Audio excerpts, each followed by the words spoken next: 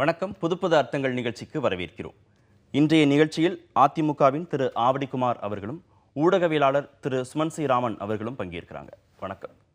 அதிமுகவிலிருந்து பிரிந்து சென்றவர்கள் திரும்பி வந்தால் ஏற்றுக்கொள்வோம் அப்படின்னு அதிமுகவுடைய துணை பொதுச் செயலாளர் டிடிவி தினகரன் சொல்லியிருக்கிறார். நேற்று முறைப்படி பொறுப்பேற்றுக் கொண்ட பிறகு செய்தியாளர்களை சந்திக்கும் போது அவர் சொல்லியிருக்கிறார். அதிமுகவுக்கு இன்று மிக முக்கியமான நாள். முன்னாள் முதலமைச்சர் அதிமுகவின் முன்னாள் பொதுச் செயலாளர் ஜெயலலிதாவுடைய பிறந்த நாள். 2 அணிகளாக பிரிந்து கட்சி சிக்கல்ல இருக்கிறது. இந்த சூழல்ல அவர் இந்த கருத்தை சொல்றார். அதிமுகவிலிருந்து பிரிந்து சென்றவர்கள் திரும்பி வந்தால் ஏற்றுக்கொள்வோம் அப்படின்னு. எப்படி பார்க்கலாம்? இது ஒரு ஸ்டான்ஸில் சிறிய மாற்றம். அதுக்கு முன்னாடி நீங்கள் சொன்ன மாதிரி இன்னைக்கு செல்வி ஜெயலலிதாவுடைய அவங்களுடைய 69வது பிறந்த நாள். அவங்களை நினைவு கூர்ந்துட்டு நிகழ்ச்சிக்கு போகலாம். இந்த ஸ்டான்ஸில் என்ன மாற்றம் அப்படின்னு பார்த்தீங்கன்னா, இந்த தகராறு நடந்துட்டு இருக்கும்போது அவங்க சொன்னது அதாவது தினகரன் ஸ்டான்ஸ் இல்லை, திருமதி சசிகலாவுடைய அணியில் இருக்கும் அதிமுகவினுடைய நிலைப்பாடு என்ன அப்படின்னு பார்த்தீங்கன்னா, அவங்க முதல்ல என்ன சொன்னாங்க, திரு பன்னீர்செல்வமையும் திரு பாண்டியராஜனை தான் 2 பேரும் எக்ஸ்பெல் பண்ணுறாங்க. எக்ஸ்பெல் பண்ணிட்டு மற்றவர்கள் எப்போ வேணா வரலாங்கிறாங்க. ஸோ ஆனால் நேற்று என்ன சொல்கிறாரு, திரு பன்னீர்செல்வமே திரும்பி வரலாம் அப்படிங்கிறார். ஸோ நிச்சயமாக இது ஒரு மிக முக்கியமான நோட் பண்ண வேண்டிய ஒரு விஷயம். ஏன்னா முதல்ல அந்த கூவத்தூரில் அவங்கெல்லாம் இருக்கும்போதும் அதற்கு பிறகு சட்டப்பேரவையில் அந்த நம்பிக்கை வாக்கெடுக்கிற வரைக்கும் திரு பன்னீர்செல்வம் திரும்பி வரலான்னு எங்கேயுமே கூறப்படலை. ஆனால் நேற்று முதல் முறையாக அவரே திரும்பி கட்சிக்குள்ள வந்தாலும் ஏற்றுக்கொள்ளப்படுவார். தம்பிதுரை ஒரு நாட்களுக்கு முன்னாடியோ சொன்னார், 2 நாள். அதாவது இப்போதான் அந்த லாஸ்ட் 4-5 டேஸ் 4-5 நாட்களாக தான் இந்த ஸ்டான்ஸ் எதனால் அது மாறி இருக்கு அப்படிங்கிறது நம்ம உன்னிப்பாக பார்க்கணும். ரெண்டாவது இது ஒரு விதத்தில் பார்த்தீங்கன்னா இதில் நிறையாவே உள்ளுக்குள்ளே இருக்கிற விஷயங்கள் அப்படின்னு பார்த்தீங்கன்னா, அதாவது வெளிப்படையாக அதிமுகவினர் ஆஃப் த ரெக்கார்டு பேசுறது ஒன்று, கேமராவுக்கு முன்னாடி அவங்க சொல்ல வேண்டியது வேறு. அது வேறு ஒரு நிலைப்பாடு தான். ஆஃப் த ரெக்கார்டு என்ன அப்படின்னு பார்த்தீங்கன்னா, உங்களுக்கு திருமதி சசிகலாவுடைய ஏற்புத்தன்மை இருக்கிறது மாதிரி, அதே மாதிரி மற்றவர்கள் அந்த குடும்பத்தில் இருக்கிற மற்றவர்களுக்கு அதே ஏற்புத்தன்மை இங்கே இந்த தலைவர்கள் இருக்கிறாங்க இல்லையா, திருமதி சசிகலாவுடன் அந்த அணியில் இருக்கிற தலைவர்களுக்கு கூட அந்த அளவு ஏற்புத்தன்மை மற்ற அந்த குடும்பத்தினர் மீது இருக்கிறதா என்று கேட்டால் இல்லை. அது அவங்க ஆஃப் த ரெக்கார்ட் நம்ம பேசும்போது நம்ம சொல்லுவாங்க. ஆனால் கேமரா முன்னாடி சொல்ல முடியாது. எல்லாரும் கட்சிக்காக பணி செஞ்சுருக்கிறாங்க, அப்பேலேருந்து இருக்கிறாங்க, அந்த மாதிரி பேசுவாங்களே தவிர, உங்களுக்கு ஆஃப் த ரெக்கார்டு பார்த்தீங்கன்னா திருமதி சசிகலா அவர்களை ஏற்றுக்கொள்கிறார்கள் கட்சி தலைவராக. அதே போன்று அந்த குடும்பத்தில் இருக்கிற மற்றவர்களை எல்லாரும் கட்சியில் முக்கிய பொறுப்புல இதே தலைவர்கள் ஏற்றுக்கொள்கிறார்களா என்றால் இல்லை. அந்த டைகாட்டமி மெதுவாக வெளிவர ஆரம்பிக்கும். அப்படிங்கிறதுக்கு ஒரு இதுதான் நீங்க யார் வேணா திரும்பி வரலாம். அதாவது மீண்டும் ஒரு கட்சி யூனிஃபிகேஷன் எஃபர்ட் நடந்து கொண்டிருக்கிறது அப்படிங்கிறது பேக்ரவுண்டில் நம்ம பார்க்கலாம்.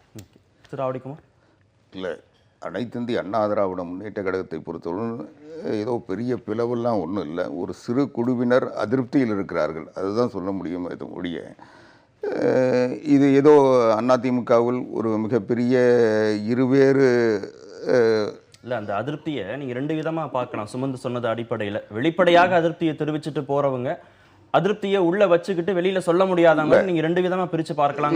அவர் சொன்னதுல 2 விதமா இல்லை, 3 விதமா கூட பிரிச்சு பார்க்கலாம். அது ஒன்றும் பிரச்சனை இல்லை. ஏன்னா எல்லா அதிருப்தி எல்லா கட்சியிலும் இருக்க தான் செய்யுது. அதிருப்தி இல்லாமல் ஒரு இயக்கம் இயங்க முடியாது. தனி மனிதர்களுக்கிடையில் அதுவும் ஒரு ஆளுங்கட்சி மிகப்பெரிய கட்சியாக இருக்க சொல்ல அதில் பதவி போட்டி அல்லது தனிப்பட்ட ஒருவரும் தன்னை வளர்த்து கொள்ள வேண்டும் அல்லது தனக்கு முக்கியத்துவம் கிடைக்க வேண்டும் என்பதற்காக முயற்சிக்கின்ற போது பிரச்சனைகளும் கருத்து வேற்றுமைகளும் வரத்தான் செய்யும். அந்த வகையாக ஒரு ஆரோக்கியமான அரசியல் கட்சியில் இது நிகழ்கிறது. அதிமுக அது இருக்குது.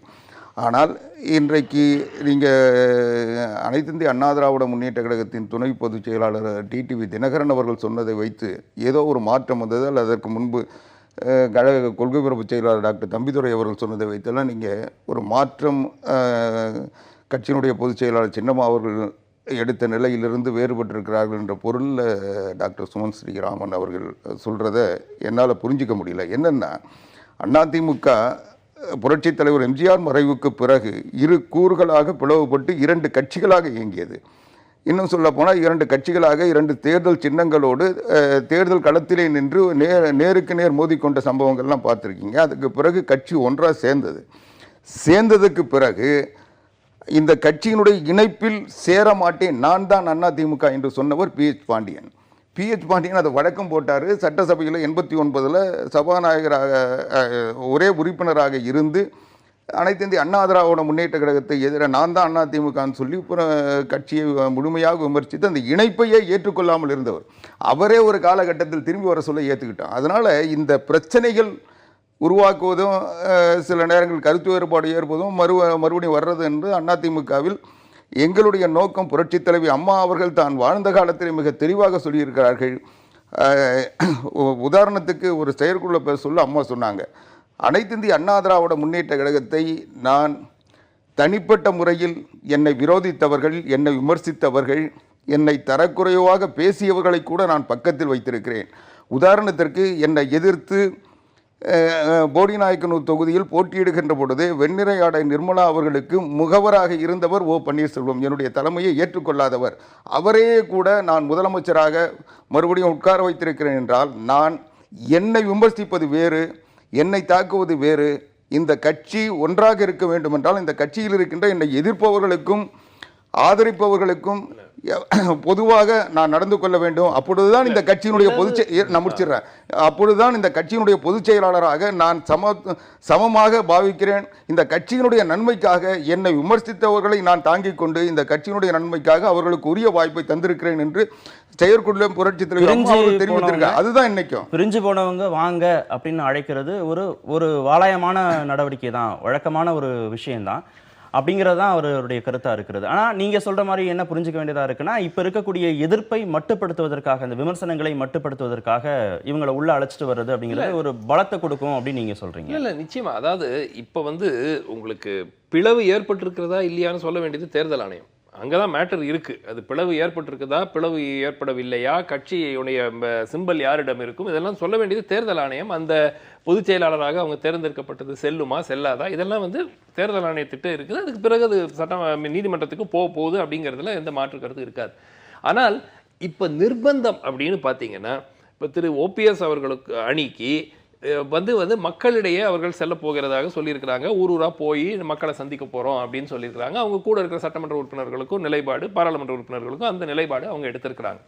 ஸோ இப்போ இந்த லெஜிட்டிமைசிங் அப்படின்னு, மாரல் லெஜிட்டிமசி அப்படின்வாங்க. அதாவது சட்ட ரீதியாக இந்த அரசு சட்டப்பேரவையில் வெற்றி பெற்றிருக்கு. அதில் எனக்கு பெரிய மாற்று கருத்து இல்லை. அந்த அங்கே நடந்த சம்பவங்கள் இருந்தாலும் இல்லைனாலும் 122 பேர் வாக்களிச்சிருக்கிறாங்க. அவங்க கட்டாயப்படுத்தி தான் வாக்களிக்கிறாங்கிறதுக்கு ஆதாரம் நம்மகிட்ட கிடையாது. ஸோ அந்த ரீதியாக சட்ட ரீதியாக இந்த அரசுக்கு லெஜிட்டிமசி இருக்கிறது என்று நான் ஏற்றுக்கொள்கிறேன். ஆனால் மக்களிடையே மாரல் லெஜிட்டிமசி இருக்கிறதா என்றால் மிகப்பெரிய கேள்விக்குறி. அது இவங்க இப்போ தொகுதிக்கு இவங்க எல்லாருமே அதிருப்தியை மனசுக்குள்ளேயே வச்சிட்டு இருக்கணும். வெளிப்படையாக ஓபிஎஸ்கான ஆதரவை கொடுக்க முடியாது. அது அந்த சசிகலாவுக்கான எதிர்ப்பு இருக்கு நீங்க சொல்றீங்க. அவங்க குடும்பத்தில இருந்து வரக்கூடியவர்களுக்கு எதிர்ப்பு இருக்குன்னா ஏன் உள்ளே வச்சிட்டு இருக்கணும்? ஏன் உள்ள வச்சு இப்ப வெளிப்படையா எல்லாரும் வந்தாங்கன்னு வைங்க, என்ன ஆகும்? என்ன ஆட்சிக்கும் தாங்கள் வகிக்கும் பதவிக்கும் பிரச்சனை ஏற்பட்டுவிடும். ஸோ அதை யாரும் இப்போ அடிப்படையாக இதே அதிமுகவில் இதே பிரச்சனை 6 மாதம் தேர்தலுக்கு முன்பு வந்திருந்தால் நடந்திருப்பது முழுமையாக வேறு. இந்த மாதிரி நடந்திருக்கும்னு எதிர்பார்க்க முடியாது. 4 ஆண்டு காலம் ஆட்சி இருக்கிறது, 4 ஆண்டு காலம் பதவி இருக்கிறது. இதை யாருமே ரிஸ்க் எடுக்கிறதுக்கு விரும்பலை. அதனால தான் மக்கள் ஒரு நிலைப்பாடு அவங்க உங்களுக்கே தெரியும். நீங்களே பல தலைவர்கிட்ட பேசியிருப்பீங்க. ஆஃப் த ரெக்கார்டு அவங்க என்ன சொல்கிறதோ கேமராவுக்கு முன் அவங்க சொல்கிறதும் முழுமையாக வேறு. பிரிந்து போனவர்கள்லாம் செய்யணுங்கிற அழைப்பு விடுக்கக்கூடிய அந்த சூழலில் இன்னொரு எதிர்ப்பு குரலும் வந்திருக்கு. நேற்று தீபக் செய்தியாளர்கள்ட்ட பேசுகிற போது தினகரனுடைய தலைமையை அதிமுக தொண்டர்கள் ஏற்றுக்கொள்ள மாட்டார்கள், ஓபிஎஸ்ஸை தான் ஏற்றுக்கொள்வார்கள் அப்படின்னு சொல்கிறார். தனிப்பட்ட முறையில் நான் சசிகலாவுக்கான ஆதரவை கொடுப்பேன், என்னுடைய வாக்கை கூட நான் சசிகலாவுக்கு கொடுப்பேன், ஆனால் தினகரன் தலைமையை தொண்டர்கள் ஏற்றுக்கொள்ள மாட்டார்கள் அப்படின்னு சொல்கிறாரு. இல்லை, நான் அதுக்கு முன்னால் மரியாதைக்குரிய டாக்டர் சுமன் சி ராமன் சொன்னதுக்கு சொல்லணும். தேர்தல் ஆணையத்தில் இன்றைக்கு அதிமுகவுக்கு ஏதோ 2 ஃப்ராக்ஷன்ஸ் கிளைம் பண்ணி இதுக்கு போன்ற ஒரு தோற்றத்தை உருவாக்குற மாதிரி பேசினார். அப்படி எதுவும் இல்லை.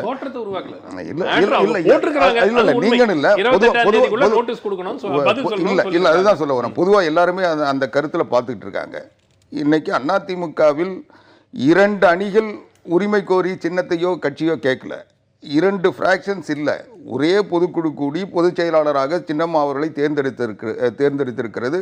அடுத்த பொதுச் செயலாளர் முறைப்படி சட்டத்திட்டப்படி தேர்ந்தெடுக்கப்படும் வரை அவர் அந்த பணியை மேற்கொள்ளுவார் என்பதுதான்.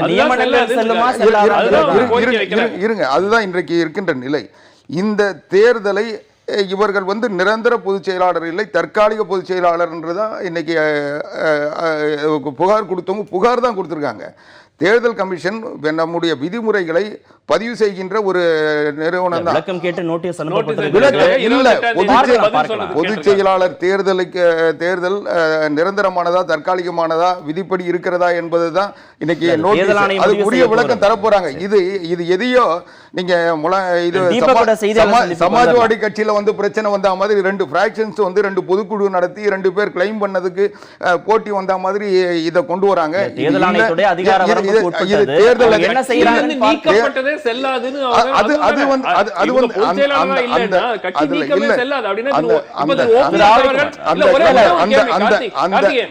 திரு ஆவடிக்குமார்ட்ட ஒரு கேள்வி. திரு ஓபிஎஸும் திரு பாண்டியராஜனும் இன்னைக்கு கட்சியில் இருக்காங்களா இல்லையா? நிச்சயமாக கட்சியிலிருந்து வெளியேற்றப்பட்டு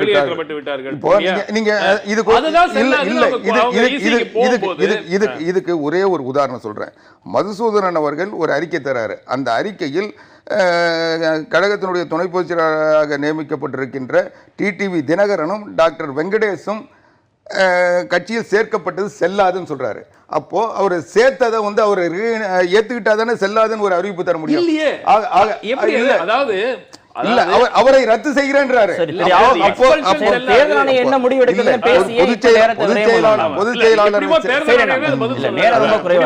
தீபக் சொல்லக்கூடிய ஸ்டேட்மெண்ட்டுக்கு நீங்க வாங்க. இல்ல, தீபக் தெளிவா சொல்றாரு. நான் இது டிடிவி தினகரன் அவர்களுடைய தலைமையை ஏற்க மாட்டேன்னு சொல்றாரு. இதுல எந்த சந்தேகமும் இல்லை. அவர் ஒன்றும் தலைமை ஏற்றுக்கல. கட்சியினுடைய தலைமை பொதுச் செயலாளர் சின்னம்மா அவர்களிடம்தான் இருக்கிறது. அவர்கள் தான் கட்சியை வழிநடத்துவார்கள். அவர்கள் இன்றைக்கு இயங்க முடியாத நிலையில் சிறையில் இருப்பதால் அவரை சந்திக்கின்ற வாய்ப்பை பெற்றவர் டிடிவி தினகரன். அதனால் அவருடைய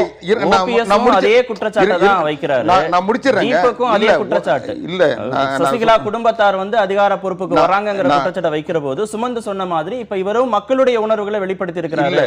தொண்டர்கள் உணர்வுகளை வெளிப்படுத்தி அவர் எந்த உணர்வும் வெளிப்படுத்தல. அவர் தன்னுடைய உணர்வை வெளிப்படுத்தியிருக்கார். அதுல எந்த தவறும் இல்லை. அவர் தெளிவா சொல்றாரு. மரியாதைக்குரிய கழக பொதுச் செயலாளர் சின்னம்மா அவருடைய தலைமையை நான் முழுமையாக ஏற்கிறேன், நம்புகிறேன். அதை தவிர வேறு வழி இல்லை. அதுதான் நிரந்தரமான தலைமை என்பதை ஏற்றுக்கொள்கிறார். ஆனால் அதே நேரத்தில் தனிப்பட்ட முறையில் நான் ஒரே நபராக இருந்தால் கூட அவரை ஏற்றுக்கொள்வேன்னு சொல்றாரு. நான் முடிச்சிடுறேங்க. ஆனால் டிடிவி தினகரனுடைய தலைமையை ஏற்றுக்கொள்ள மாட்டேன்னு சொல்றாரு. டிடிவி தினகரன் தலைமை இப்ப பிரச்சனையே இல்லை. இன்னைக்கு சின்னம்மா தான் தலைமை. அவங்களோட தொடர்பு கொண்டு அவங்களுடைய உணர்வுகளை தொண்டர்களிடமும் நிர்வாகிகளிடமும் சொல்லுவதற்குரிய ஒரு இணைப்பு பாலமாக தான் அவருடைய பணிகளை இயல்பாக செய்ய முடியாத சூழ்நிலையில் சின்னம்மா அவர்கள் சிறையில் இருக்கின்ற காரணத்தால் அவர்களுடைய சிறையில் சந்திக்கின்ற வாய்ப்பை பெற்றவர் டிடிவி தினகரன். அவர் அதை கட்சிக்கும் அவங்களுக்கும் ஒரு பொதுச் செயலாளருக்கும் அமைச்சர்கள் போய் சிறையில்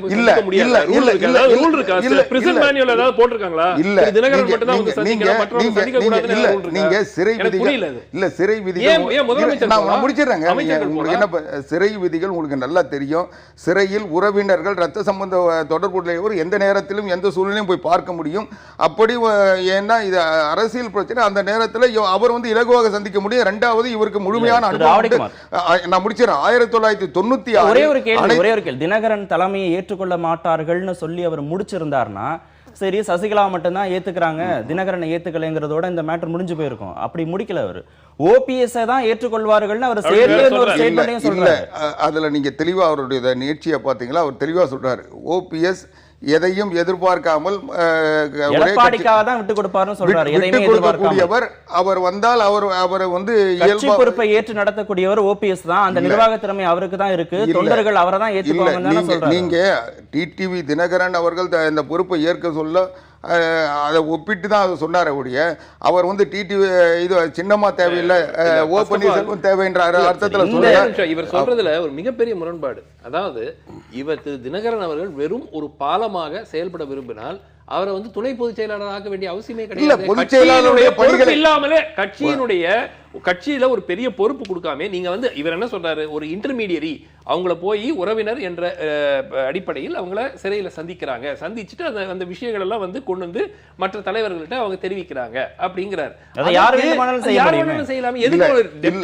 எங்க பிரச்சனை வருது, துணை பொதுச் செயலாளர்ங்கிற பதவி கொடுக்கப்படும் போதுதான். இப்ப திரு தினகரன் வந்து கட்சியில வந்து அவங்க திருப்பி சேர்த்திருந்தா கூட இவ்வளவு ஒரு சர்ச்சை வருவதற்கான வாய்ப்பு குறைவு.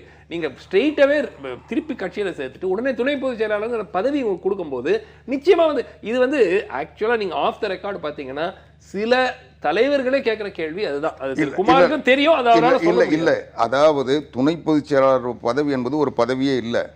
பொருளாளருடைய பணிகளை அவருக்கு துணையாகவும் அவர் இயங்க முடியாத நேரத்தில் அதை செய்வதற்கும் பொருளாளருடைய பொதுச் செயலாளருடைய ஒரு பொதுச் செயலாளருடைய அனுமதியோடு அவர் பணிகளை செய்கிறதுக்கு தான் துணை பொதுச் செயலாளருடைய வேலை. துணை பொதுச் செயலாளர் இப்போது நீங்கள் சட்ட ரீதியாக சில வழக்குகள் அல்லது சட்ட ரீதியாக சில நடவடிக்கைகள் ஈடுபடுகின்ற பொழுது சிறை விதிகள் சிலதை அனுமதிக்காது. அந்த நேரத்தில் கையொப்பமிடுவதற்கும் அவருடைய உணர்வுகளை உடனடியாக கேட்டு தெரிவிப்பதற்கும் அந்த பதவியில் பிறந்தநாள் வாழ்த்து அவர் தானே சொல்லியிருக்கிறாரு. பிறந்தநாள் வாழ்த்து இன்னும் சொல்ல போனா 1996 அதிமுக மிகப்பெரிய பின்னடைவு இன்றைக்கு ஏற்பட்டிருக்கின்ற அதிருப்தியை விட அதிகமான அதிருப்தியை சந்தித்து புரட்சி தலைவி அம்மா அவர்களை வந்து வெற்றி வாய்ப்பை இழந்த நேரத்தில் புரட்சித் தலைவி அம்மா பேரவை செயலாளராக அறிமுகப்படுத்தப்பட்டு நியமிக்கப்பட்டு தமிழ்நாடு முழுவதும் கட்சி பணிகளை முழுமையாக செய்தவர். அதற்கு பிறகு அமைப்பு செயலாளர் கட்சியினுடைய பொதுச் செயலாளர் அடுத்த நீங்க சொல்லுங்க. நான் ஒரு கேள்வியை முடிச்சிடுறேன். நிறைவு செய்ய வேண்டிய இடத்துல இருக்கிறோம்.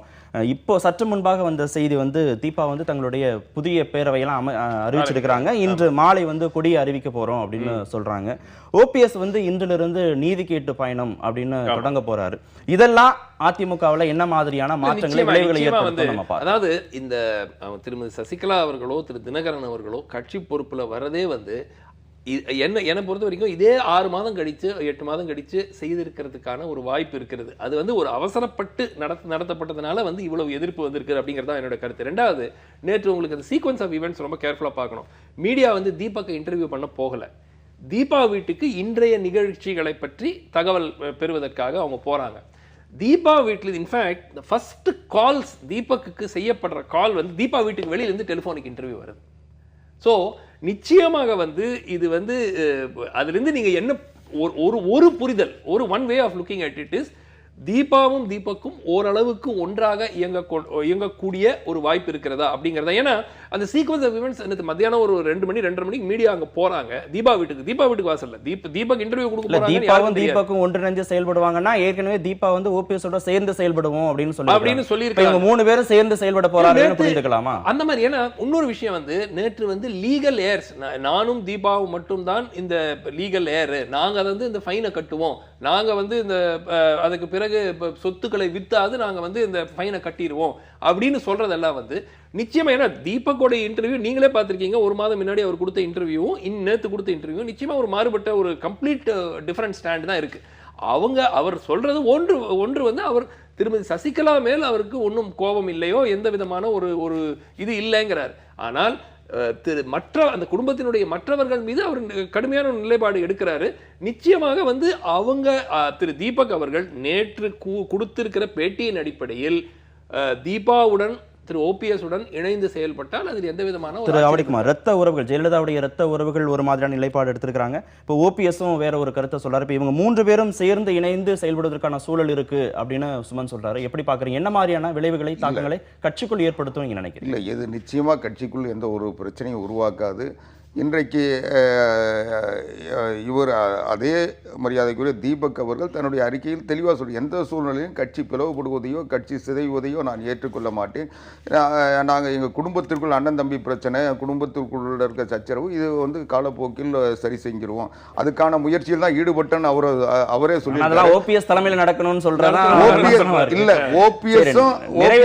ஓபிஎஸும் ஒத்துக்கொள்வார்னு தான் சொன்னாரே தவிர ஓபிஎஸ் தலைமை தாங்கணும், சின்னம்மா அவனுடைய தலைமை தேவையில்லைன்னு சொல்ல அவர் எந்த இடத்துலையும் சொல்லல. அப்படிப்பட்ட நீங்க எண்ணமும் எந்த இல்லை. செய்தித்தாள் பேட்டி அதனால படிச்சீங்கன்னு நம்முடைய தெரியல. நம்முடைய இல்ல, விருப்பம் அவரு- அதை சொன்னீங்கன்னா அதிலிருந்து அதை படிச்சு நாங்க தெளிவுபடுத்தி நம்முடைய அதை பத்தி கார்த்தி, ஒரு நிமிஷம் பேசலாம். ஆடியோ மட்டும் திருப்பி play பண்ணுங்க. நம்முடைய விருப்பத்துக்கு அதை கொண்டு வர ஆவடிக்குமார் எதை ரெஃபர் பண்ணாருன்னு தெரியல. இல்ல, நீங்க சொன்னீங்கன்னா தெளிவா அதை refer சொல்றாரு. பண்ணி நம்ம அதை அவர் பத்தி பேசலாம். தினகரனுடைய தலைமை ஏற்க மாட்டேன்னு சொல்றது உண்மை. ஆனால் எந்த நிலையிலும் சின்னம்மாவனுடைய தலைமை ஏற்க மாட்டேன்னு சொல்லல. அதனால அந்த குடும்பத்தில் இருக்க மற்றவர்கள் வந்து வரக்கூடாதுன்னு சொல்றாரு. இது எல்லாமே வந்து ஒன்றும் புதிய செய்தி இல்லை. அதனால கட்சியில் அப்படிப்பட்ட நிலையம் இல்லை. இன்னைக்கு சின்னம்மாவின் தலைமையில் தான் கட்சி இயங்குது. அதனால அவருடைய சந்தேகங்கள் நிச்சயமா நடைமுறை இல்லை. சந்தோஷம். இடைவேளைக்கு பிறகு நம்ம தொடர்ந்து பேசலாம்.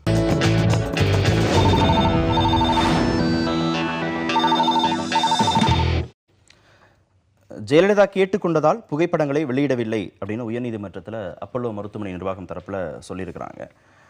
ஓபிஎஸ் வந்து விசாரணை கமிஷன் அமைக்கப்படும், மறைந்த முதலமைச்சர் ஜெயலலிதா சிகிச்சை பெற்ற விவரங்கள் தொடர்பாக அப்படின்னு சொல்கிறாரு. அது மாதிரி ஸ்டாலினும் விசாரணை கமிஷன் வேணும் அப்படின்னு சொல்கிறாரு. இப்போ தீபக்கும் வந்து வேணும் அப்படின்னு தான் சொல்கிறார். இதெல்லாம் எப்படி புரிஞ்சுக்கிறது? அரசியலுக்காக அப்படின்னு எடுத்துக்கிறதா, இல்லை மக்களுக்கும் சந்தேகம் இருக்குது, பொதுத்தலங்கள்லையும் நிறைய சந்தேகங்கள் கிளப்பப்படுகிறதுங்கிற அடிப்படையில் அவங்க சொல்கிறாங்கன்னு எடுத்துக்கலாமா திரு ஆவடிக்குமார்? இல்லை, நீங்கள் இதோட இன்னொன்று சொல்லாமல் விட்டுட்டீங்க. அனைத்து இந்திய அண்ணா திராவிட முன்னேற்ற கழகத்தின் பொதுச் செயலாளர் சின்னம்மா அவர்கள் கூட விசாரணை வைப்பது வரவேற்று தான் சொல்லியிருந்தாங்க. அதனால் இது இன்றைக்கு இந்த விசாரணையை எதிர்கொள்வதில் எங்களுக்கு எந்த தயக்கமும் இல்லை. அனைத்து இந்திய அண்ணா திராவிட முன்னேற்ற கழகம் இன்றைக்கு சுமந்து கொண்டிருக்கின்ற படிகளிலிருந்தும் இந்த விமர்சனங்களிலிருந்தும், இன்னும் சொல்ல போனால் அவதூறுகளிலிருந்தும் நாங்கள் விடுபடுவதற்கு அது ஒரு நல்ல வாய்ப்பாக இருக்கும். ஆனால் பன்னீர்செல்வம் இன்றைக்கு சொல்கிறாரு, ஏறத்தாழ 2 மாதம் அவர் தான் முதலமைச்சராக இருந்தார். அப்போவே திமுக சார்பில் ஸ்டாலின் கோரிக்கை வச்சார். அதை ஏன் அப்போ அவர் செய்யாமல் இப்போ வந்து சொல்கிறாரு? இன்னைக்கு சொல்லக்கூடிய பன்னீர்செல்வம் தன்னிடம் அதிகாரம் இருந்த நேரத்தில் அதை செய்திருக்கலாம். ஆனால் அதை செய்யாமல் இதை சொல்ல தான் இது வந்து இதை வைத்துக்கொண்டு தன்னை பலப்படுத்திக் கொள்வதற்கும் தன்னை வந்து நியாயப்படுத்துவதற்கும் பரப்பப்படுகின்ற அவதூறுகளில் ஒன்றாக தான் அதை பார்க்கணும். ரெண்டாவது, இன்றைக்கு நீதிமன்றத்தில் வழக்கு இருக்குது. அந்த நீதிமன்றத்தினுடைய வழக்கினுடைய முடிவு தெரிந்ததற்கு பிறகு அரசாங்கம் உடனடியாக தேவையான ஏற்பாடுகளை செய்யும். எங்களுக்கு இந்த விசாரணையை எதிர்கொள்வதில் எந்த தயக்கமும் இல்லை. இதை இன்னும் சொல்ல போனால் இது எங்களுக்கு ஒரு பாதுகாப்பையும், இன்றைக்கு எங்கள் மீது பரப்பப்படுகின்ற அவதூறுகளிலிருந்து ஒரு விடுதலையும் பெற்றுத்தரும் என்று நம்புகிறோம். இல்லை, அதாவது இதில் நம்ம பார்த்துட்டோம் எவ்வளவு முரண்பாடுகள். நம்ம இந்த முரண்பாடுகளே லிஸ்ட் பண்ணிட்டோம். முதல்ல சொன்னது, அதுக்கு பிறகு சொன்னது, ரிச்சர்ட் பீலுடைய அந்த பேட்டியில் கொடுத்தது, அதுக்கு பிறகு இப்போ கொடுத்ததுலையும். அதாவது ஒரு சிம்பிள் வந்து எக்ஸாம்பிள், நேற்று வந்து அதாவது அவங்க கொடுத்துருக்கிற அந்த அறிவிப்பிலேயே வந்து புகைப்படங்கள் வெளியிடப்படவில்லைங்கிறது செல்வி ஜெயலலிதா அவர்கள் விரும்பலை அந்த புகைப்படங்கள் இருக்குங்கிறதுக்கு 75 நாட்கள் கால அவகாசம் இருந்திருக்கு. அப்போவே வந்து அவங்க யாருமே வந்து சொல்லலை. அவங்க வந்து அதுக்கு பிறகு அந்த கிரிட்டிக்கலி இல்லை இருக்கும்போதும் யாரும் சொல்லலை. ஏன் அப்போலோ வெளிப்படையாக honourable chief minister does not wish to be photographed அப்படின்னு ஒரு இது போட்டாக்க அதோட அந்த மேட்டர் முடிஞ்சிருக்கும். இல்லை, அவங்க அந்த 75 நாள் காலத்தில் சொல்லப்படவில்லை. அதற்கு பிறகு இது வந்து இப்போ கோர்ட்டில் கொடுக்குறாங்க அவங்களுங்கிறது வந்து இட்ஸ் ஒன்லி அவங்க சொன்னாங்க.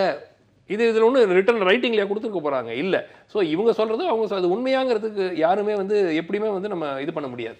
ரெண்டாவது என்ன அவர் கேட்ட கேள்விதான், ஓபிஎஸ் வந்து முதலமைச்சராக நிச்சயமா அவர் கேட்கிற கேள்வி நியாயமான கேள்வி. 75 நாட்கள்ல இவர் ஒரு 30வது நாளோ 40வது நாளோ வெளியே வந்து அப்போலோவில் ஒரு பிரஸ் கான்ஃபரன்ஸ் கொடுத்து என்ன வந்து நான் வந்து மூத்த அமைச்சர், அவங்களுடைய பொறுப்பே நான் தான் பார்த்துக்கிட்டு இருக்கிறேன் இப்போ இலாக்காக்கள் எல்லாம், அப்போ என்ன கூட வந்து பார்க்க விட மாட்டேங்கிறாங்கன்னு சொன்னீங்கன்னா என்ன ஆயிருக்குங்கிறது உங்களுக்கு எல்லாருக்குமே தெரியும். அது வந்து அது நிச்சயமா வந்து ஒரு ஓபிஎஸ் சொல்லும்போது நான் வந்து நாங்க தயார் தான் சொல்றாங்க. இப்ப இதுல மர்மங்கள் இருக்கு, பிரச்சனைகள் இருக்குன்னு வெளித்தளங்கள்ல இருந்து கிளப்பக்கூடிய சந்தேகங்கள் வந்து ரொம்ப ஸ்ட்ராங்கா இருந்தா ஆரம்பத்துல எதிர்த்திருப்பாங்கல்ல, நாங்க விசாரணைக்கு தயார், நாங்க வந்து எல்லா விதமான ஒத்துழைப்பும் தர்றோம்னு எப்படி சசிகலா தரப்புல இருந்து சொல்லியிருப்பாங்க?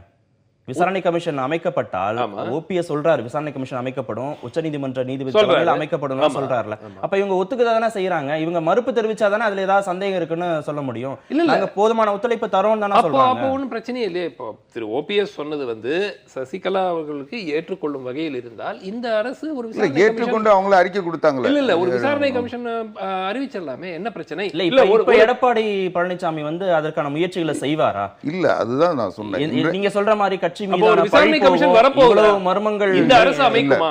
இவ்வளவு மர்மங்களுக்கான விடை கிடைக்குங்கன்னா இல்ல, புதிய அரசு நிச்சயமா இந்த மர்மமான தகவல்கள் பரப்பப்படுவதால் பாதிக்கப்பட்டிருப்பது அனைத்து இந்திய அண்ணா திராவிட முன்னேற்ற கழகம். மர்மமான தகவல்கள் பரப்பப்படுவதே இல்ல.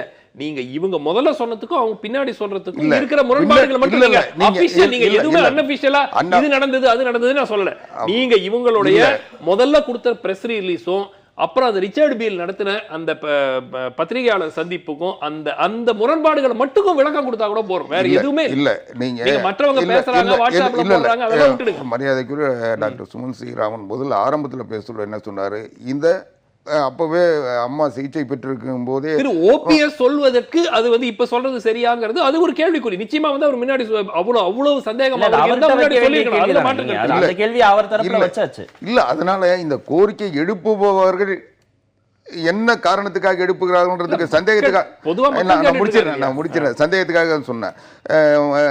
டாக்டர் சுமன் ஸ்ரீராமன் சொல்ல சொன்னாரு, இது ஏன் அவங்க அந்த 75 நாட்களுக்குள் இந்த அறிவிப்பு புகைப்படம் வெளியிடுவதை விரும்பவில்லை, அம்மா விரும்பலன்னு சொல்லி தெரிவிக்கலன்னு. அதுக்கான வாய்ப்போ அதுக்கான தேவையோ இல்லை. அது வரைக்கும் யாரும் அது கிளைம் பண்ணல.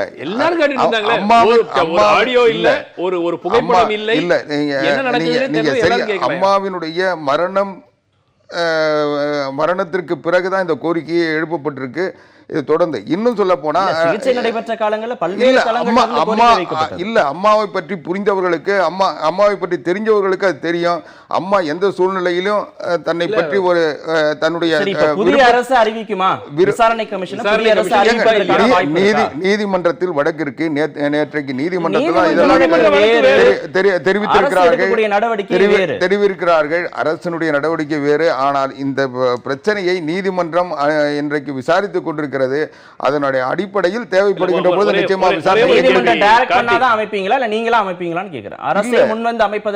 நீதிமன்றத்தினுடைய முடிவு எதுவாக இருந்தாலும் எங்கள் மீது சுமத்தப்படுகின்ற கலங்குகளிலிருந்து நாங்கள் விடுவித்துக் கொள்வதற்கு தேவையான நடவடிக்கை நிச்சயம் எடுப்பாங்க.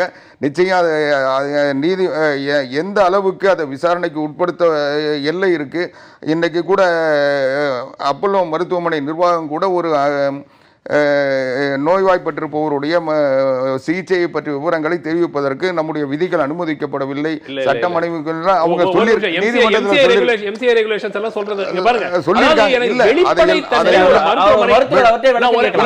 அவர் நிறைய பேசிட்டு இருக்காரு. நான் தான் பதிலே சொல்லல. அதாவது இல்ல, நான் சொல்லிடுறேன். அதாவது இன்னும் சொல்ல போனா புரட்சி தலைவி அம்மா அவர்கள் இதே மருத்துவமனையில் மரியாதைக்குரிய சோ அவர்கள் நோய்வாய்ப்பட்டு சிகிச்சை பெறுகின்ற பொழுது அம்மா போனாங்க. சொல்ல அந்த அம்மா வந்து சோவை பார்த்ததை புகைப்படம் எடுத்து ஜெயா டிவில இருந்து வெளியிட்டாங்க. உடனடியாக அந்த பணியாளரை நீக்கினாங்க. அவங்களுடைய அனுமதி இல்லாம அந்த புகைப்படம் வர்றதை கூட அம்மா விரும்பல. ஆக ஒரு நோய்வாய்ப்பட்ட விரும்புறதும் இல்ல, அதுதான் மனநிலை தெரியும். கார்த்திக் நேற்று கொடுத்திருக்கிறாங்க allowed natural cessation of life. அதாவது அவங்க என்ன சொல்றாங்க, அவங்களுக்கு 4/20, அதாவது 4ஆம் தேதி டிசம்பர் அன்னைக்கு 4/20க்கு மாரடைப்பு கார்டியாக் அரெஸ்ட் ஏற்படுது. கார்டியாக் அரெஸ்ட் ஏற்பட்ட பிறகு அவங்களுக்கு சிபிஆர் ஆரம்பிக்கிறாங்க. அதுக்கப்புறம் ஹார்ட் பீட் ரிட்டர்ன் ஆகலை, நாங்கள் எக்மோ மிஷினில் கனெக்ட் பண்ணுறோங்கிறாங்க. அப்போது இந்த 11:30க்கு காலமானார்கள் டிசம்பர் 5ஆம் தேதி என்று சொல்வதே வந்து இவர்கள் மெஷினை நிறுத்திய நேரம். அதுதான் வந்து அவங்க டைம் ஆஃப் டெத்தாக எடுத்துக்கிறாங்க. அலவுட் நேச்சுரல் செசேஷன் ஆஃப் லைஃப்ங்கிறது என்னென்ன அதாவது அவங்க என்ன சொல்கிறாங்க, 4:20 அவங்க சிபிஆர் ஆரம்பிக்கிறாங்க. சிபிஆர் வந்து அவங்களால வந்து ஹார்ட் பீட்டு கொண்டு வர முடியல. ஹார்ட் பீட் கொண்டு வர முடியலங்கிறதுனால எக்மோ மிஷினில் கனெக்ட் பண்ணுறாங்க. அப்போ இந்த சில பேருக்கு எக்மோ மிஷின் 3 வாரம் வைக்கிறாங்க, 2 வாரம் வைக்கிறாங்க, 4 வாரம் வைக்கிறாங்க. 24 மணி நேரத்திற்கு பிறகு அவங்க முடிவெடுக்கிறாங்க, இது வந்து இந்த ஹார்ட் பீட் திரும்பி வருவதற்கான ஒரு வாய்ப்பு இருக்கிறதான்னு பார்க்குறாங்க, இல்லைங்கிறாங்க. அதுக்கு பிறகு இந்த 11:30 டைம் ஆஃப் டெத்துங்கிறதுலேருந்து சந்தேகம் இருக்குது. ஏன்னா அவங்க இப்போ இவங்க சொல்கிற டைம் ஆஃப் டெத்துங்கிறது அந்த எக்மோ மிஷினை நிறுத்திய நேரம். அதுதான் வந்து டைம் ஆஃப் டெத். அதுதான் அவங்க சொல்லி இது கோர்ட்டில் கொடுத்துருக்கிறது அதான் சொல்லியிருக்கிறாங்க. ஸோ இதிலிருந்து வந்து உங்களுக்கு பேசிக்கா அவங்க எப்போ இறந்தாங்க எல்லாமே வழக்கமா என்ன செய்வாங்க, அது மாதிரி நிறுத்த மாட்டாங்களா? இல்ல அதாவது இல்லைங்க, அதாவது 2 விஷயம் கார்த்திக். ஒன்று வந்து மருத்துவர்கள் ரீதியாக இதற்கு மேற்கொண்டு உயிர் மீண்டும் கொண்டு வருவதற்கான வாய்ப்பு இருக்கிறதா இல்லையா அப்படிங்கிறது மெடிக்கலா ஒரு டிசிஷன் எடுப்பாங்க. டிசிஷன் எடுத்துட்டு அது வந்து ஃபேமிலிக்கு கம்யூனிகேட் பண்ணுவாங்க. இந்த மாதிரி எங்களுடைய கணிப்பின் ரீதியாக இது வந்து திரும்பி வருவதற்கான வாய்ப்பு மிகவும் குறைவு இந்த ஹார்ட் பீட். ஆனால் இது 24 மணி நேரத்தில் எடுக்கப்பட்டிருக்க வேண்டுமா அப்படிங்கிறது இன்னொரு கேள்விக்குறி. இது எல்லாமே சர்ச்சை. இது வந்து தவறுன்னு நான் சொல்லலை.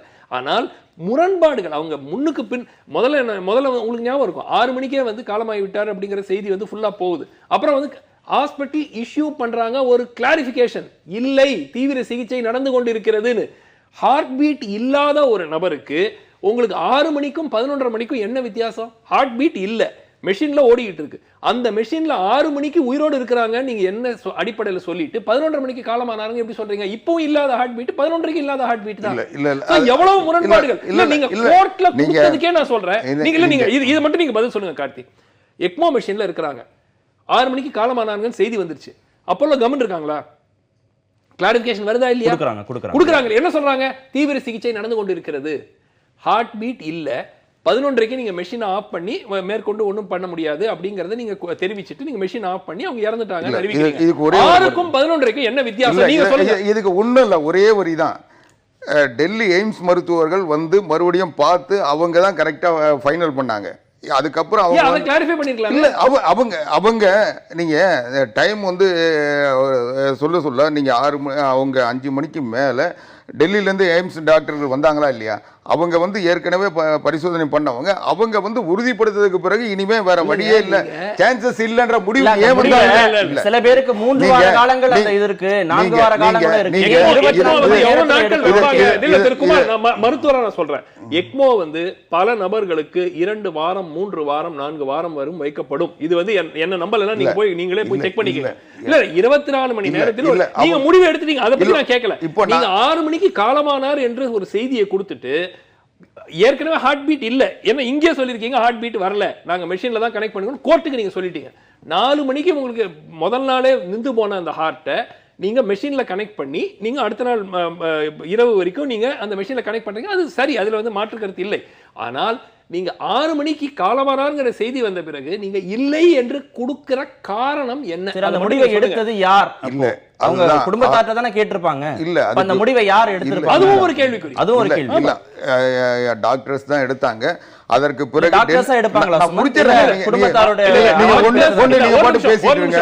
டாக்டர்ஸ் வந்து எடுப்பாங்க, அதாவது டாக்டர்ஸ் போய் கம்யூனிகேட் பண்ணுவாங்க. இந்த மாதிரி இருக்கு. இப்போ நம்ம எல்லாருமே நம்ம ரிலேஷன்ஸ் யாரா இருந்தாலும் நம்ம என்ன பண்ணுவாங்க, டாக்டர்ஸ் வந்து இல்லைங்க இனிமே வந்து எந்த ஹோப்பும் கிடையாது, ஆனால் நீங்க தான் சொல்லணும் எவ்வளோ ட்ரை பண்ணணுங்கிறது நீங்க தான் சொல்லணும் அப்படின்னுவாங்க. ரிலேட்டிவ்ஸ் பார்ப்பாங்க. சில பேர் வந்து இல்லைங்க பரவாயில்ல நீங்கள் லைஃப் சப்போர்ட் டிஸ்கண்டினியூ பண்ணிடுங்கன்னுவாங்க. சில பேர் இல்லைங்க இன்னும் 1 நாள் 2 நாள் ட்ரை பண்ணி பார்க்கலாங்க, ஏதாவது ஒரு வாய்ப்பு இருக்கா, ஒரு மிரக்கல் நடக்குதான்னு பார்ப்போம்னு சொல்லுவாங்க. ஸோ அந்த அடிப்படையில் அந்த மருத்துவமனை சில மருத்துவமனையில் அவங்க ஃபர்மாக சொல்லுவாங்க இல்லைங்க நோ பாயிண்ட்டுங்க நம்ம ஆஃப் பண்ணிடலான்னுவாங்க. பட் பெரும்பாலான கேஸில் குடும்பத்தினுடைய சம்மதி இல்லாமல் வந்து அவங்க லைஃப் சப்போர்ட் டர்ன் ஆஃப் பண்ணுறது ரொம்ப சரி. சொல்லுங்க அந்த முடிவு எடுத்தது. அதாவது அதுக்கு பிறகு டெல்லியிலேருந்து டாக்டர்ஸ் வந்தாங்க.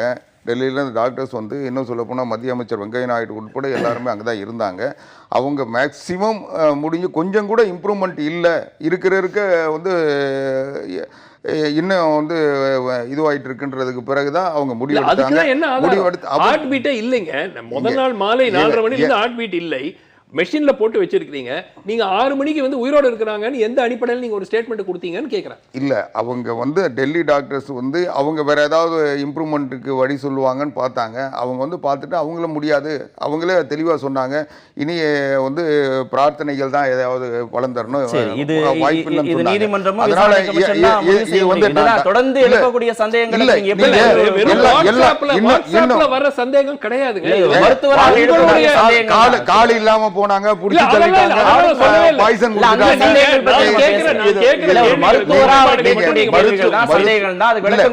பொறுப்பு இருக்கு.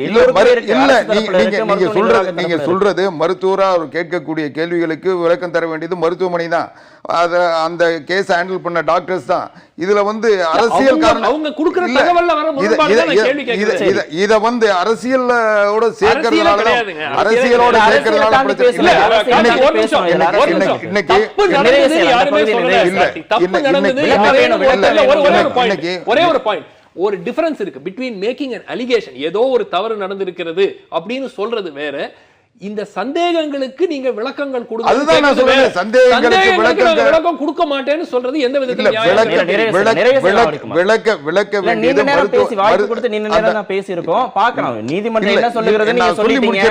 நீங்க விளக்கம் சொல்ல வேண்டியது மருத்துவர்கள், அந்த கையாண்ட டாக்டர்ஸ் தான். டாக்டர்களுடைய முடிவு அடிப்படையில் தான் எல்லா முடிவுகளும் எடுக்கப்பட்டிருக்கின்றன. அதுல வந்து எந்த மாற்று கருத்தும் தேவையில்லை.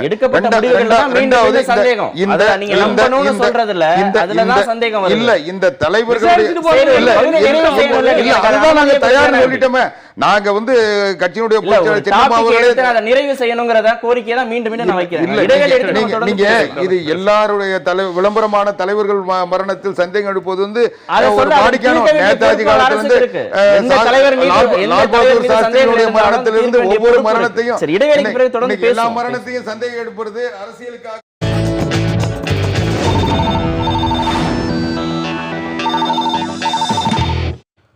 சட்டப்பேரவையில் ரகசிய வாக்கெடுப்புக்கு உத்தரவிடுங்கள் அப்படின்னு குடியரசுத் தலைவர் திரு ஸ்டாலின் சந்தித்து கோரிக்கை விடுத்திருக்கிறாரு.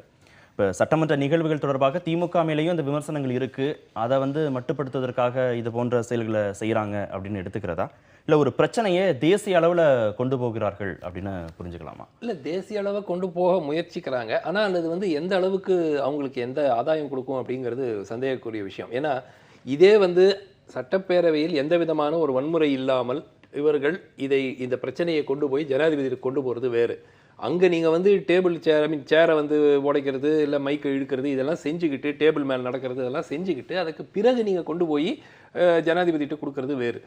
அடிப்படையாக இந்த வாக்கெடுப்பில் திமுக கூட இந்த 122 நபர்கள் வந்து வாக்களித்தாங்கிறதுல வந்து எந்த விதமான யாருக்கும் ஒன்றும் சந்தேகம் இல்லை. 122 பேரே இல்லை அவங்க தப்பு நம்பர் சொன்னாங்க, இல்லை வெளியிலேருந்து யாரோ கூட்டு வந்து எம்எல்ஏ நடிக்க வச்சாங்க, அந்த மாதிரி யாருமே ஒரு குற்றச்சாட்டு ஒன்றும் வைக்கல. ஸோ இந்த 122 பேர் வந்து வாக்களித்திருக்கிறாங்க. ரெண்டாவது, அது நமக்கு பிடிக்குதோ பிடிக்கலையோ அவங்க அரசுக்கு ஆதரவாக வாக்களிச்சிருக்கிறாங்க. வெளியிலேருந்து அதாவது இப்போ என்ன பிரச்சனை அப்படின்னாக்க, இதை வந்து நீங்கள் டிஸ்பியூட் பண்ணாமல் இந்த எதிர்க்கட்சிகள் வெளியேற்றப்பட்டது வந்து செய்திருக்க வேண்டுமா என்றால் வேண்டாம். நிச்சயமாக வந்து ஸ்பீக்கர் இன்னும் கொஞ்சம் கால அவகாசம் கொடுத்துருக்கலாம். ஒரு மணினா ஏன் 7 மணிக்கு வாக்கெடுப்பு நடத்திருக்கலாம், 8 மணிக்கு நைட்டு வாக்கெடுப்பு நடத்திருக்கலாம். அது வந்து 3 மணிக்கு தான் நீங்கள் உடனே பண்ணணுங்கிறது ஒரு நிர்பந்தம் கிடையாது. ஆனால் அடிப்படையாக இந்த ரகசிய வாக்கெடுப்பு எடுக்க வேண்டும் என்ற அவசியம் ஸ்பீக்கர் சபாநாயகரிடம் இல்லை. சட்டப்படியாக இந்தியாவிலே ஒரே ஒரு வாட்டி தான் நடந்திருக்கு. அதை பற்றி நம்ம பல முறை நம்ம பேசியிருக்கிறோம். அது வந்து ஆன்டி டிஃபெக்ஷன் லாவுக்கும் எதிர்மாறானது. ஸோ ரகசிய வாக்கெடுப்பு நம்ம எல்லோருக்கும் ஒரு விருப்பமாக இருந்திருக்கலாம். இது வந்து எம்எல்ஏக்கள் கவலை இல்லாமல் பயம் இல்லாமல் வாக்களிப்பதற்கு ஒரு முயற்சி நமக்கு ஒரு விருப்பமாக இருந்திருக்கலாமே தவிர, அந்த காரணத்தை கொண்டு சபாநாயகர் தவறு செய்தார் என்று சொல்வதற்கு எந்த விதமான ஒரு முகாந்திரம் இல்லை. ரெண்டாவது வந்து இவங்க இதை தொடர்ந்து கொண்டு போறதுல எந்த அளவுக்கு அரசியல் ஆதாயம் கிடைக்கும் அப்படிங்கிறது எனக்கு மிகவும் சந்தேகமா இருக்கு. ஏன்னா உங்களுக்கு இந்த மேட்ரு வரும்போதெல்லாம் டிவியில் என்ன விஷுவல் வருது, அசம்பிளியில் நடக்கிற அந்த கலாட்டா விஷுவல் தான் வருது. அதனால வந்து அது வந்து திமுகவுக்கு வந்து ஒரு எதிராக போகக்கூடிய ஒரு வாய்ப்பும் இருக்கிறது அப்படிங்கிறதா என்னுடைய. நீங்க எப்படி பார்க்குறீங்க? அதாவது திமுக எப்படியாவது சட்டசபையில் வந்து கலாட்டா செஞ்சு ஒரு கலவரத்தை உருவாக்கி இதையெல்லாம் செஞ்ச உடனே அதிமுக சட்டமன்ற உறுப்பினர்கள் அவங்க வந்து உடனே ஆவேசப்படுவாங்க. அது கிளாஷாக மாறிச்சுன்னா இது வந்து அதிமுக செஞ்ச கலாட்டான்னு சொல்லி மாற்றலான்னு நினச்சாங்க. அதிமுக தொண்டர்கள் புரட்சித் தலைவி அம்மா அவர்கள் கற்றுத்தந்த கட்டுப்பாட்டோடு அவர்கள் இருந்த காரணத்தால் இவருடைய திட்டம் பொய்த்து போய்விட்டது. இன்றைக்கி திமுக அந்த சம்பவத்தை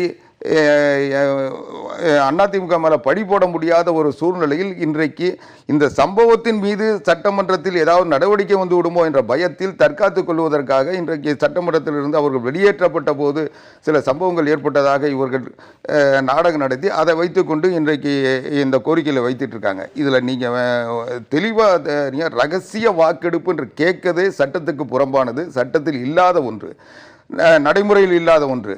இவர்கள் உத்தரப்பிரதேசத்தில் நடந்ததுன்னு சொல்றாங்க. உத்தரப்பிரதேசத்தில் உச்சநீதிமன்றம் உத்தரவிட்டு உச்சநீதிமன்றத்தின் கட்டளைப்படி அது நடந்ததே தவிர விதிகளின்படி நடக்கல. அதனால இது விதிகளில் இல்லாத ஒன்றை சட்டமன்ற சபாநாயகரை செய்ய சொல்லுவதும் அவர் அதை செய்வதற்கு விதிகளில் இடமில்லை என்று சொன்னதற்கு பிறகு அவரையே வந்து தாக்குவதும் அவரை வந்து செயல்பட விடாமல் தடுப்பதுமாக 2 முறை ஒத்திவைக்கப்பட்டது. 2 முறையும் அவர்கள் நடந்து கொண்டதற்கு பிறகு இவர்களை வெளியேற்றினால்தான் வேறு வழி இல்லாமல் அந்த வாக்கெடுப்பை அவங்கள உள்ள உட்கார வச்சுக்கிட்டு அவங்க சத்தம் கோஷங்கள் எழுப்பி கொண்டிருக்கும் போதே வந்து வாக்கெடுப்பு நடத்திருந்தா இங்க பாருங்க நாங்க வாக்கெடுப்பு நடத்த போறோம், நீங்க வாக்களிக்கிறதுனா வாக்களிங்க, இல்லைன்னா நீங்க வாக்களிக்கலன்னா நாங்களால ஒண்ணும் பண்ண முடியாது, ஏன்னா இதுதான் சபாநாயகனுடைய முடிவுன்னு சொல்லிட்டு நடத்திருக்கலாம். திமுக வந்து மக்கள் மனதில் இருந்ததை பிரதிபலிச்சாங்களா அப்படின்னா நிச்சயமா பிரதிபலிச்சாங்க. பெரும்பாலான மக்கள், என்னுடைய கருத்து என்னன்னா, ஒரு ரகசிய வாக்கெடுப்பு இருந்தால் நன்றாக இருக்கும். ஆனால் விதிகளில் அதற்கான எதிர்காலத்தில் இல்லாத ஒரு சூழலில் பலன் கொடுக்குமா? அவங்க மக்கள் உணர்வுகளை பிரதிபலிச்சிருக்காங்க அப்படின்னா விரைவில் திமுக ஆட்சி கை கொடுக்குமா? நிச்சயமாக அவர்கள் வந்து இந்த கலவரம் நடந்தது இல்லாமல், அந்த உள்ள இருந்த அந்த கலாட்டா இல்லாமல் திமுக இதே பிரச்சனையை வலியுறுத்தியிருந்தார்கள் என்றால், தொடர்ந்து அதுக்கு வெளிநடப்பு செய்தா கூட நிச்சயமா மக்கள் வந்து சிம்பத்தைஸ் பண்ணியிருக்கலாம். நிச்சயமா, ஏன்னா மக்கள் மனதில் இருக்கிறது திமுக கொண்டு போய் சட்டமன்றத்தில் சொல்றாங்கிறது இருந்திருக்கும். ஆனால் இந்த தேவையில்லாமல் இந்த நடந்த அந்த சேரை உடைக்கிறதோ அந்த மைக் இழுக்கிறதோ இதெல்லாம் வந்து மக்கள் மனதில் நிச்சயமா ஒரு கசப்பு தான் ஏற்பட்டிருக்கிறது. இதில் இந்த மக்கள் மனதிலே இருக்கிற ஒரு பிரச்சனையை அவர்கள் பிரதிபலித்து ஏற்பட்ட நன்மை இதனால வந்து கேன்சல் ஆயிடுச்சு. இல்ல அவங்க நேரம் ஆயிடுச்சு. இல்ல வாக்கெடுப்பை சந்திக்கிற மனநிலையில் அவங்க இல்ல, சட்டசபையை முடக்கிறதுல மனநிலையில தான் இருந்தாங்க. இன்னும் சொல்ல போனா எதிர்கட்சிகள் இல்லாமல் வாக்கெடுப்புன்னு சொல்றதே தவறு. எதிர்கட்சிகள் திமுக மட்டும்தான் வெளியேற்றப்பட்டார்கள். காங்கிரஸும் இந்திய முஸ்லீம் லீக்கும் அவங்களா வெளியேறினாங்க. அதனால காங்கிரஸ் தரப்புல வெளிநடப்பு செஞ்சாச்சு, அது வெளிநடப்பு செஞ்சாங்க. அது வந்து சபாநாயகர் வெளியேற்றல. அவங்களுக்கு வாய்ப்பு இருந்தது, அவங்க வந்து எதிர்ப்பு பதிவு செய்ய உரிமை இருந்தும் அவங்களா புறக்கணிச்சிட்டு வெளியே வந்தாங்களே ஒழிய இது எல்லாரையுமே எதிர்கட்சிகள்லாம் வெளியேற்றிட்டு சபாநாயகர் வாக்கெடுப்பு நடத்தினார். நீதிமன்றத்திலேயோ சரி, இல்ல ஜனாதிபதியிடமோ ஆளுநரிடமோ இன்னும் பெரிய ஒரு மாற்றமோ இந்த நிலைப்பாடுல வரும் என்று எதிர்பார்ப்பதில்லை. இதிலிருந்து we have to move on to the next stage. நிகழ்ச்சியில் பங்கேற்ற இருவருக்கும் மிக்க நன்றி. மீண்டும் சந்திப்போம். நன்றி, வணக்கம்.